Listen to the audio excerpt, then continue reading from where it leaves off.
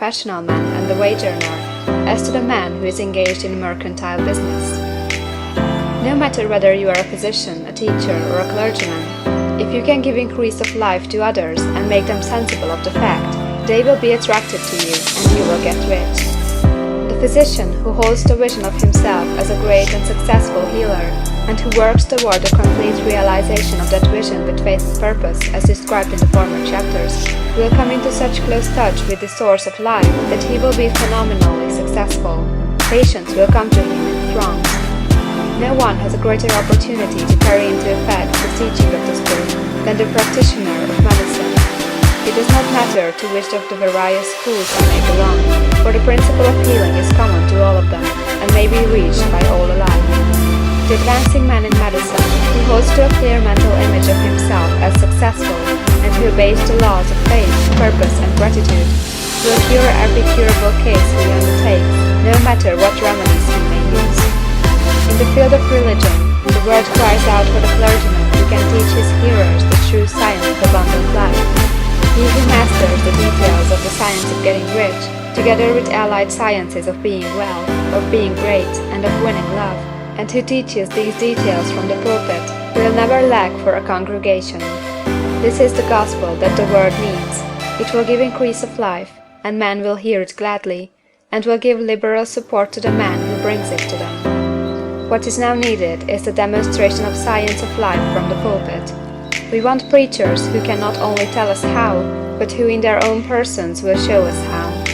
We need the preacher who will himself be rich, healthy, great, and beloved, to teach us how to attain these things, and when he comes, he will find a numerous and loyal following. The same is true for the teacher who can inspire the children with the faith and purpose of the advancing life. He will never be out of a job, and any teacher who has this faith and purpose can give it to his pupils. He cannot help giving it to them if it is a part of his own life and practice. What is true of the teacher, preacher, and physician is true of the lawyer, dentist, real estate man, insurance agent, of everybody. The combined mental and personal action I have described is infallible. It cannot fail. Every man and woman who follows these instructions steadily, perseveringly, and to the letter will get rich. The law of the increase of life is as mathematically certain in its operation as the law of gravitation. Getting rich is an exact science. The wage earner will find this as true of his case as of any of the others mentioned. Do not feel that you have no chance to get rich because you are working where there is no visible opportunity for advancement, where wages are small and the cost of living high. Form your clear mental vision of what you want, and begin to act with faith and purpose. Do all the work you can do every day, and do each piece of work in a perfectly successful manner. Put the power of success and the purpose to get rich into everything that you do. But do not do this merely with the idea of currying favor with your employer, in the hope that he, or those above you, will see your good work and advance you. It is not likely that they will do so.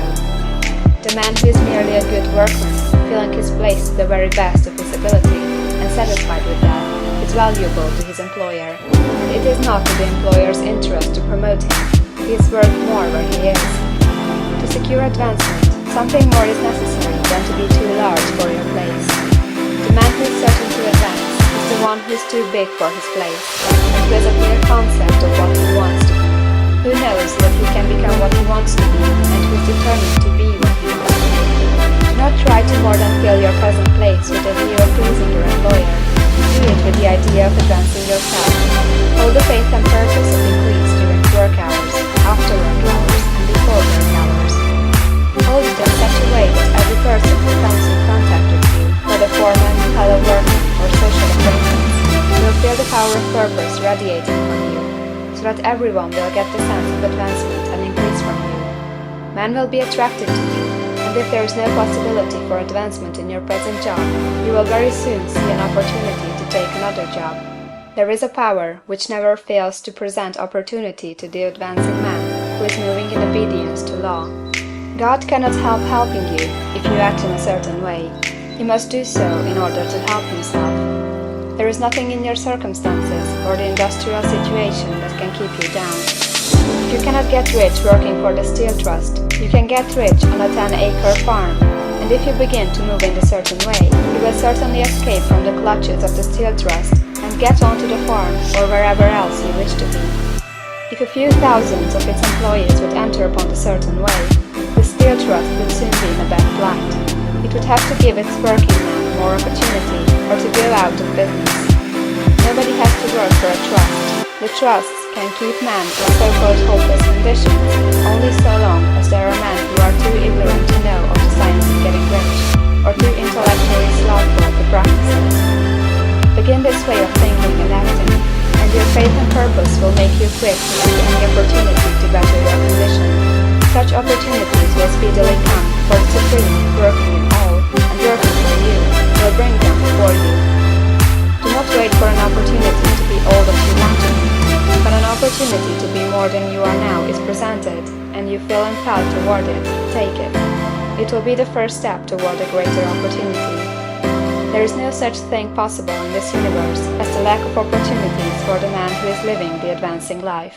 It is inherent in the constitution of the cosmos that all things shall be for him and work together for his good, and he must certainly get rich if he acts and thinks in the certain way.